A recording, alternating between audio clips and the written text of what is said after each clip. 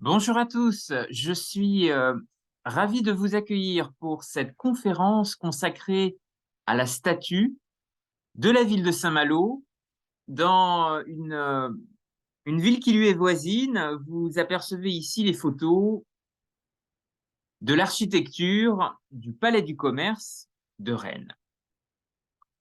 Alors, cette place de la République a effectivement un édifice qui est une signature architecturale très forte dans le centre-ville rennais. Et nous allons le voir, un certain nombre de statues représentent des allégories en relation avec des territoires, des villes, des grands pôles urbains du département. Et je vous propose peut-être de marcher dans le temps et de regarder effectivement toute la symbolique, la dimension mémorielle qui s'attache à ce palais du commerce. Vous voyez cette vue aérienne, élément à la fois d'un patrimoine culturel et républicain, et qui a peut-être aussi un certain nombre de clins d'œil à offrir vis-à-vis d'autres monuments, vestiges et ancrages de la relation qui existe entre Saint-Malo,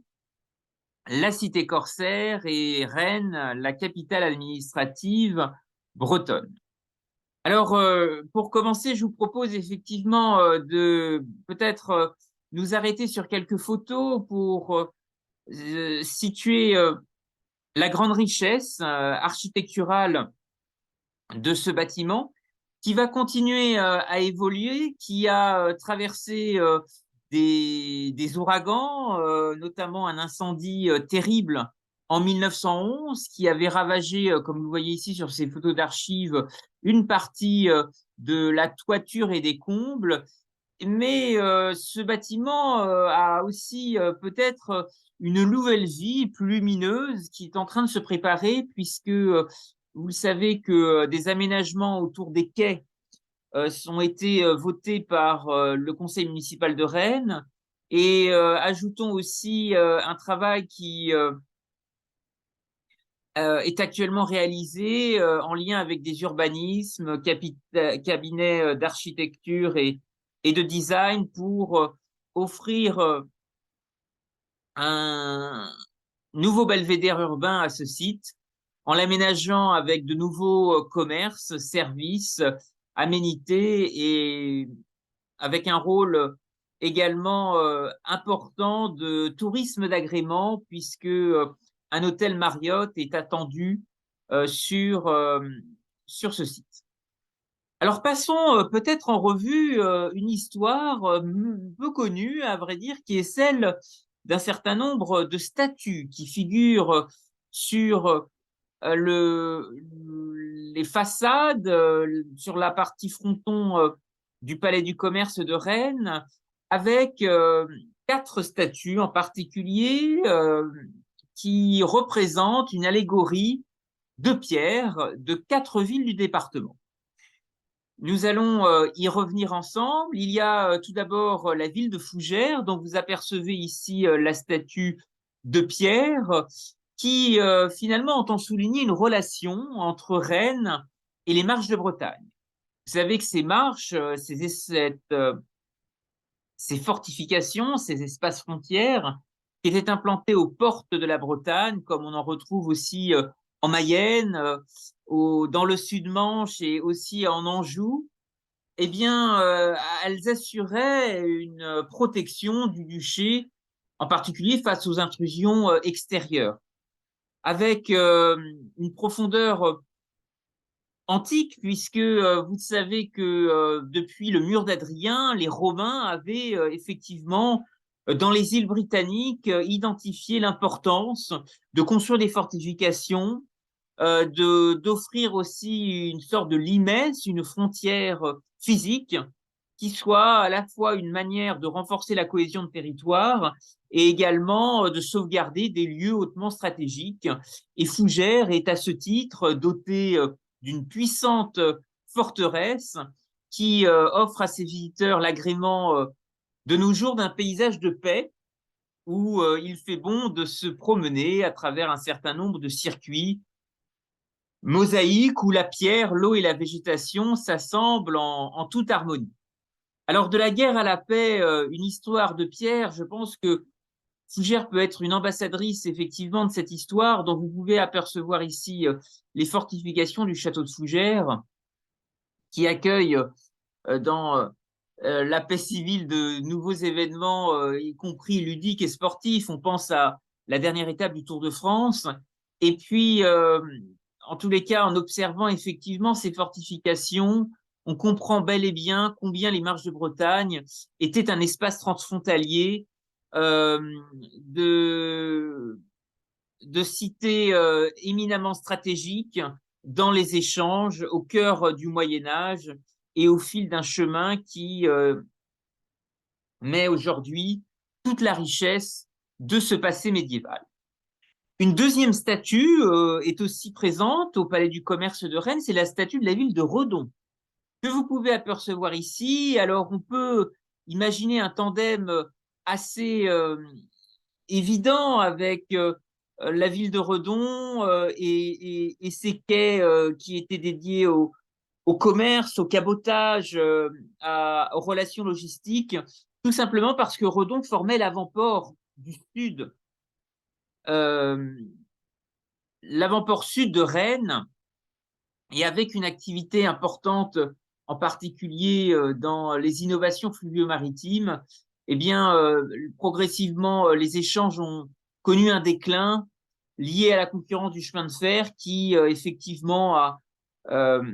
rendu moins attractive la batellerie bretonne sur le canal. Disparition définitive, qui sait? En tous les cas, ce canal a été aussi au cœur de nombreuses innovations techniques. Et je voudrais en particulier citer dans le pays de Redon la saga flaminaire de Marcel Quercia, qui a été un inventeur hors pair du briquet à gaz. Et d'origine italienne, son père, Janvier Quercia, était le descendant de Giacomo de la Quercia, professeur de Michel-Ange. Eh bien, le nom de la Vilaine tirait son origine d'une ancienne dénomination bretonne qui signifie la rivière au moulin. Et sans doute peut-on voir à travers les nombreux moulins qui irriguent finalement les cours du canal de Lille, mais surtout celui de la Vilaine, une source d'énergie et à la fois une source de lumière pour marcher peut-être vers les inventions de la famille Quercia, qui venait du nord de Naples, d'un petit hameau qu'on a longtemps surnommé le Versailles italien, en référence à toutes ces inventions autour des Lumières.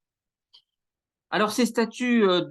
bénéficient d'un éclairage nocturne la nuit au Palais du Commerce de Rennes, mais Redon a eu aussi une grande histoire avec Saint-Malo et avec des relations de cabotage entre terre et mer. Et l'un des quais qui rappelle sans doute le mieux cette relation mémorielle, c'est le quai sur Couffe à Redon, que vous pouvez sans doute redécouvrir, et qui souligne combien finalement Redon était au cœur d'un axe de navigation fluviale vers l'Atlantique. Il y a aussi une autre ville qui apparaît dans une statue allégorique du Palais du Commerce de Rennes, c'est Vitré. Vitré qui, effectivement, au même titre que Fougères, Redon et Saint-Malo, est représenté avec, vous pouvez le voir dans les bras de cette statue de pierre, une cueillette de lin. Et le lin souligne la relation que Rennes a aussi entretenue avec des marches de Bretagne industrieuses, orientées dans l'agro-transformation, en relation avec le Maine et les ports de la Mayenne. Au final, l'âge d'or du lin, c'est l'âge d'or d'une relation intéressante entre Armor et Argoat, avec une expansion du commerce par voie maritime et l'exportation aussi de toiles qui ont été le fruit d'une alliance inédite entre terre et mer.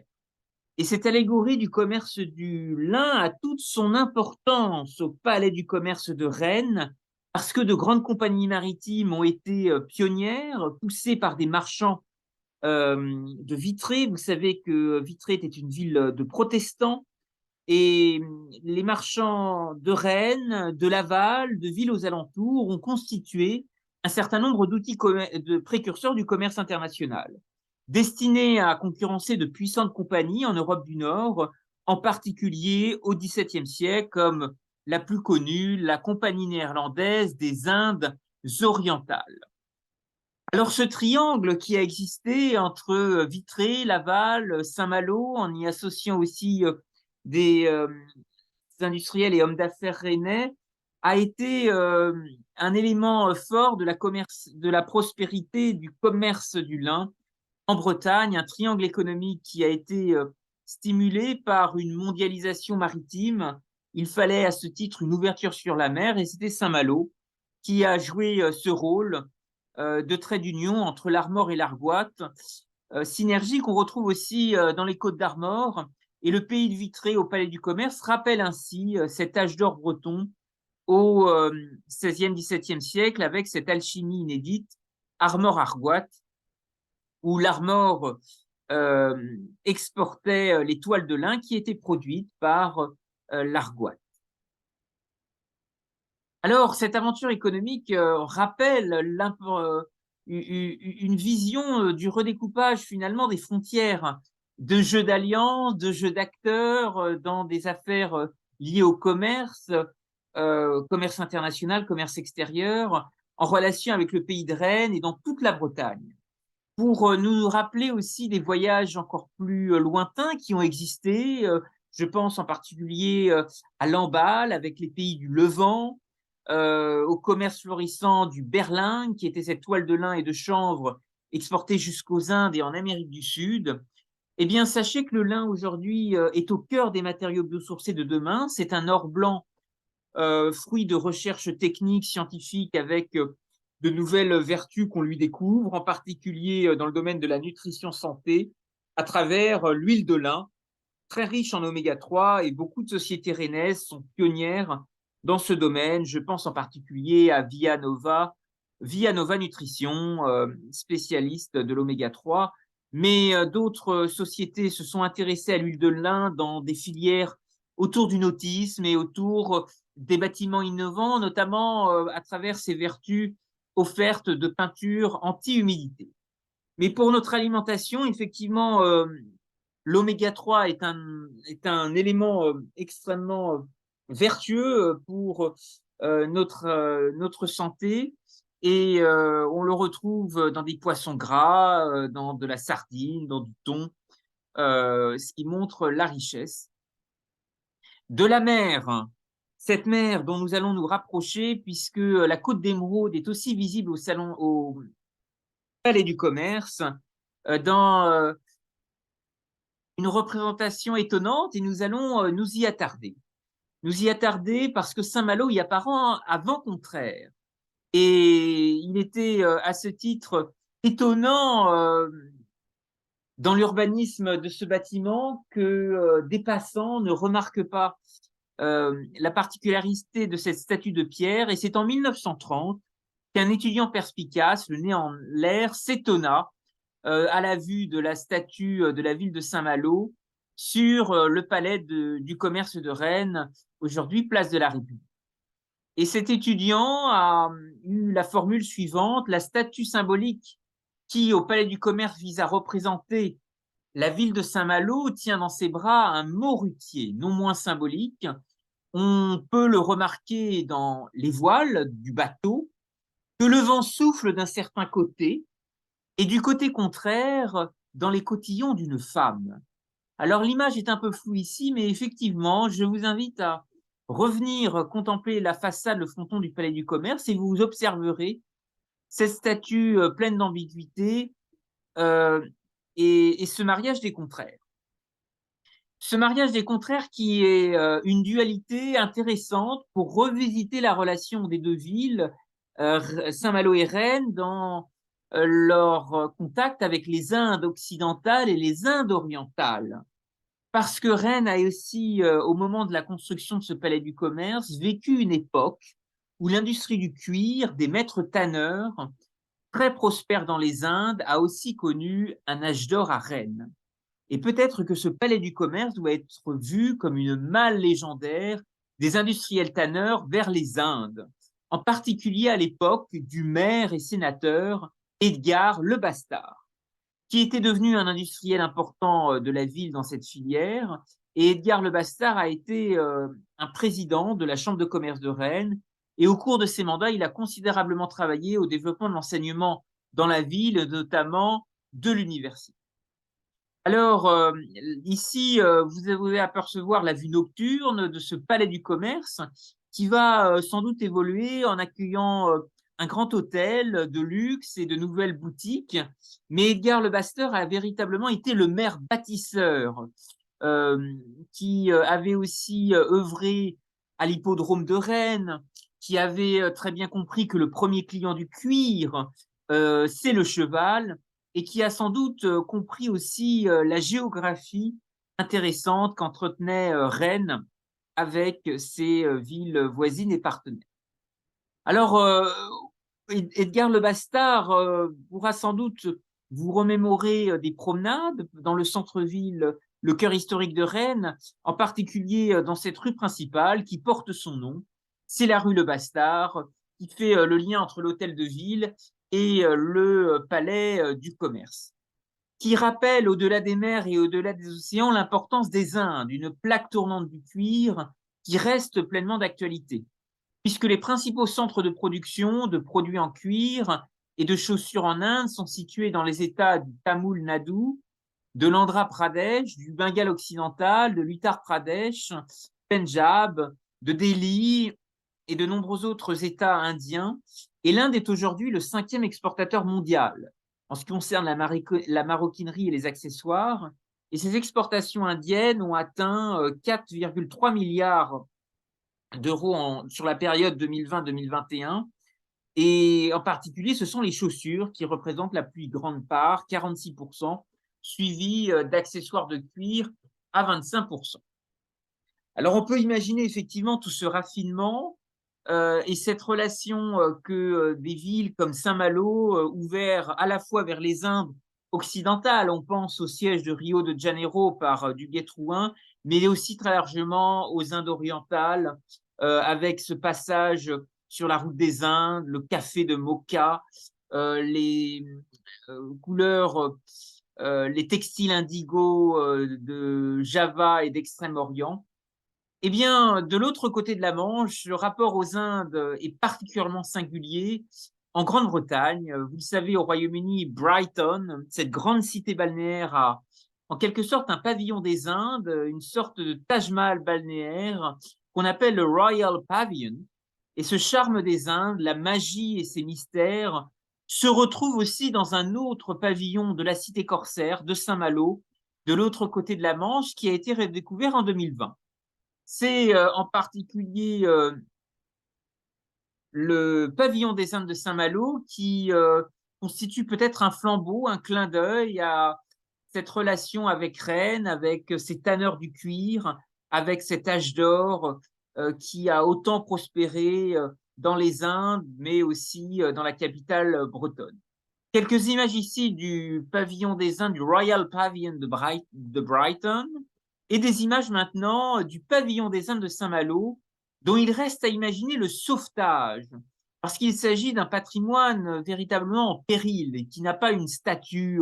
commémorative, célébratoire. Vous savez que ce pavillon a disparu à la suite d'une violente tempête en 1905. Et un scénario de patrimoine en péril qui rappelle peut-être le sort aussi de l'Égypte et de son temple d'Abou Simbel qui avait connu une crise de survie pour ne pas être enseveli par les eaux. Alors ce pavillon des Indes a été tristement détruit, démonté et définitivement détruit à la suite d'une violente tempête en 1905, mais peut-être que les pensées de Pierre Loti, qui s'était positionné en lanceur d'alerte lors de la potentielle destruction des temples antiques d'Abou Simbel en Nubie, qui interpellait l'opinion publique en rappelant que pour une euh, bouchée de pain, on allait détruire ces temples pour finalement laisser prospérer de si lucratives plantations de coton. Eh bien, regarder Abou Simbel, Rennes, les Indes et le Taj Mahal de Saint-Malo, c'est peut-être prendre conscience que nous avons un patrimoine qui est universel. Et l'appel à la sauvegarde des monuments de Nubie a été lancé par l'UNESCO en 1960. Et c'est à ce moment-là qu'est née cette notion de patrimoine universel. Un patrimoine universel, vous voyez, qui a été nomade, qui a connu, pour éviter sa démolution, ici, vous pouvez apercevoir ce grand chantier euh, où ont été transportées une à une les différentes pierres, avec ce principe essentiel de déplacer des sanctuaires hors des lieux menacés pour les exposer à nouveau, célébrer la civilisation le plus près de leur site d'origine, dans la même orientation et en ce qui concernait Abu Simbel, à l'abri des eaux du futur lac Nasser. Ici, vous pouvez apercevoir ce chantier titanesque qui a mobilisé les Nations Unies. Je pense à Eleanor Roosevelt,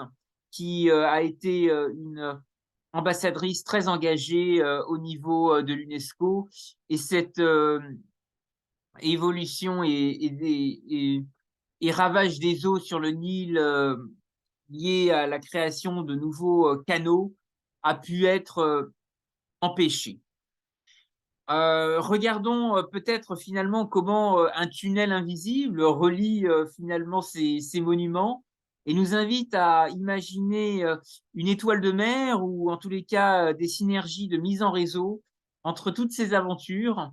qui laissent sans doute des traces mémorielles intéressantes pour les générations futures. Je voudrais vous remercier à tous pour votre attention et maintenant proposer dans la convivialité du salon Marie-Françoise Jeannot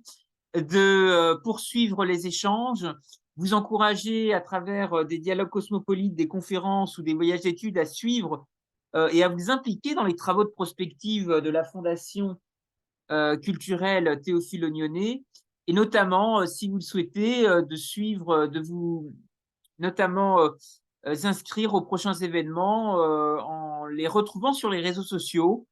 à la fois sur la page Facebook ou le compte Twitter, selon vos préférences, que vous pouvez trouver facilement en tapant Fondation culturelle Théophile Lognonnet.